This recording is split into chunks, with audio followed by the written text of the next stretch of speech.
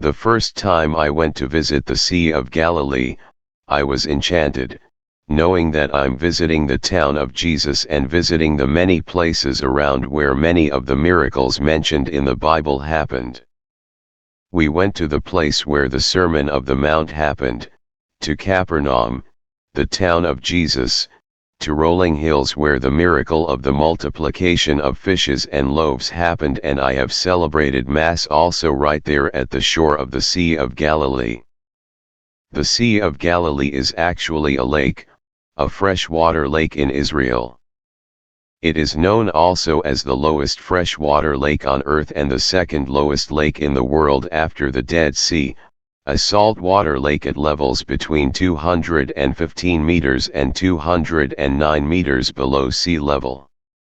It is approximately 53 kilometers in circumference, about 21 kilometers long, and 13 kilometers wide. Its area is 166.7 square kilometers at its fullest, and its maximum depth is approximately 43 meters. The lake is fed partly by underground springs, but its main source is the Jordan River. The Sea of Galilee is situated in northeast Israel, between the Golan Heights and the Galilee region, in the Jordan Rift Valley. The area is subject to earthquakes, and in the past, volcanic activity. This is evident from the abundant basalt and other igneous rocks that define the geology of Galilee. In the New Testament, much of the ministry of Jesus occurs on the shores of the Sea of Galilee. In those days, there was a continuous development of settlements and villages around the lake and plenty of trade and ferrying by boat. The Synoptic Gospels of Mark 1:14, 20, Matthew 4:18, 22, and Luke 5:1, 11, describe how Jesus recruited 4 of his apostles from the shores of the Kinneret, the fisherman Simon and his brother Andrew and the brothers John and James. One of Jesus' famous teaching episodes, the Sermon on the Mount, is located on a hill overlooking the Sea of Galilee. Many of his miracles occurred around the Sea of Galilee, including his walking on water, calming the storm, the disciples, and the miraculous catch of fish, and his feeding 5,000 people, in Tabgha. In John's Gospel, the sea provides the setting for Jesus' third post-resurrection appearance to his disciples, John 21. The Sea of Galilee's importance declined when the Byzantines lost control and the area was conquered by the Umayyad Caliphate and subsequent Islamic empires. The Palace of Minya was built by the lake during the reign of the Umayyad Caliph al-Walid, 705 to 715 CE. And apart from Tiberias, the major towns and cities in the area were gradually abandoned by many. In 1187, Sultan Saladin defeated the armies of the Crusader Kingdom of Jerusalem at the Battle of Hattin, largely because he was able to cut the Crusaders off from the valuable fresh water of the Sea of Galilee. The lake also had little importance within the early Ottoman Empire. Tiberias did see a significant revival of its Jewish community in the 16th century, but had gradually declined, until in 1660 the city was completely destroyed. In the early 18th century, Tiberias was rebuilt by Zahir al-Umar, becoming the center of his rule over Galilee, and seeing also a revival of its Jewish community. In 1986, the ancient Galilee boat, also known as the Jesus boat, was discovered on the northwest shore of the Sea of Galilee during a drought when water levels receded. It is an ancient fishing boat from the 1st century AD. And although there is no evidence directly linking the boat to Jesus and his disciples, it nevertheless is an example of the kind of boat Jesus and his disciples, some of whom were fishermen, may have used. During a routine sonar scan in 2003, finding published in 2013. 28 archaeologists discovered an enormous conical stone structure. The structure, which has a diameter of around 230 feet, 70 m, is made of boulders and stones. The ruins are estimated to be between 2,000 and 12,000 years old, and are about 10 meters, 33 feet, underwater. 29 The estimated weight of the monument is over 60,000 tons. Researchers explain that the site resembles early burial sites in Europe and was likely built in the early Bronze Age. In February 2018, archaeologists discovered 7 intact mosaics with Greek inscriptions. One inscription, one of the longest found to date in western Galilee, gives the names of donors and the names and positions of church officials, including Irenaeus. Another mosaic mentions a woman as a donor to the church's construction. This inscription is the first in the region to mention a female donor. Tourism around the Sea of Galilee is an important economic segment. Historical and religious sites in the region draw both local and foreign tourists.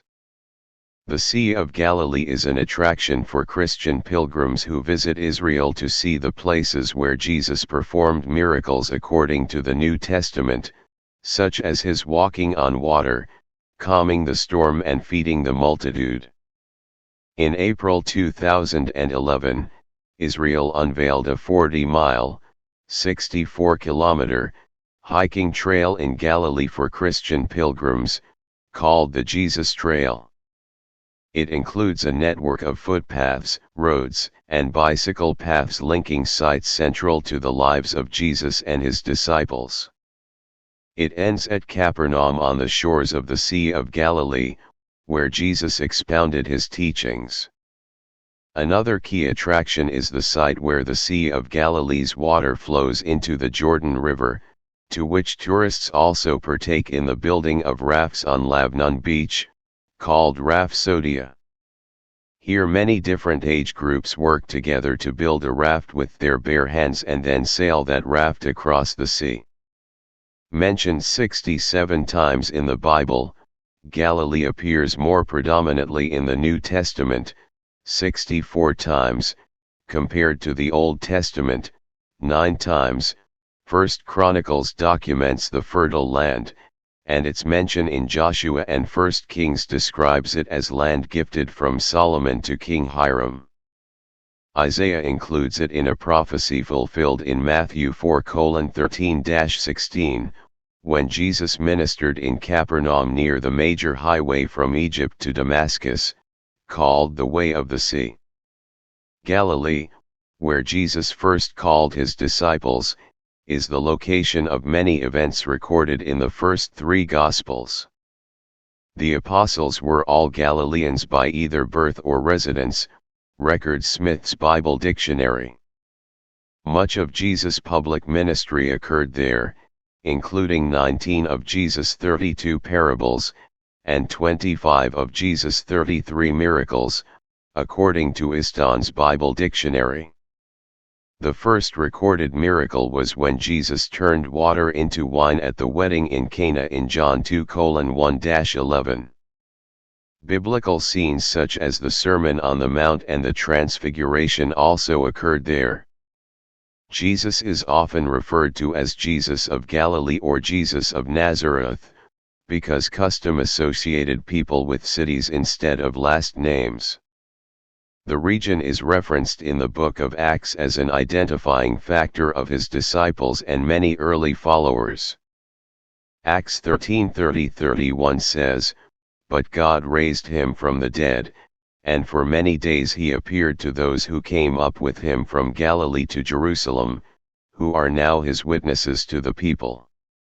If you are planning to visit the Holy Land, don't forget to have a side trip to the Sea of Galilee, have a boat ride and stay in Tiberias City where there are beautiful hotels close to the lake. During the life of Jesus, Galilee was part of the Roman Empire. Located strategically between Syria and Egypt, Roman leaders and allies were placed in rule there to ensure peace. Ruled by foreigners, relations between the Gentiles and Jewish people were tense. Historically significant is Galilee's strong resistance to the Roman Empire, putting up the greatest fight among Jewish populations. Easton's Bible Dictionary notes Galilee was the scene of some of the most memorable events of Jewish history. Jesus lived in Galilee for approximately 30 years. Galilean Jews had a recognizable accent, therefore Jesus' disciples were easily identified. Jesus left Judea for Galilee when John the Baptist was arrested, to elude the Pharisees, experts in Jewish law. The way in which he traveled from Judea to Galilee is significant. Originally from Nazareth of Galilee, Jesus would have been very familiar with the route most Jews took to avoid going through Samaria. The Jews and Samaritans hated each other, yet Jesus chose to walk through Samaria before beginning his public ministry in Galilee.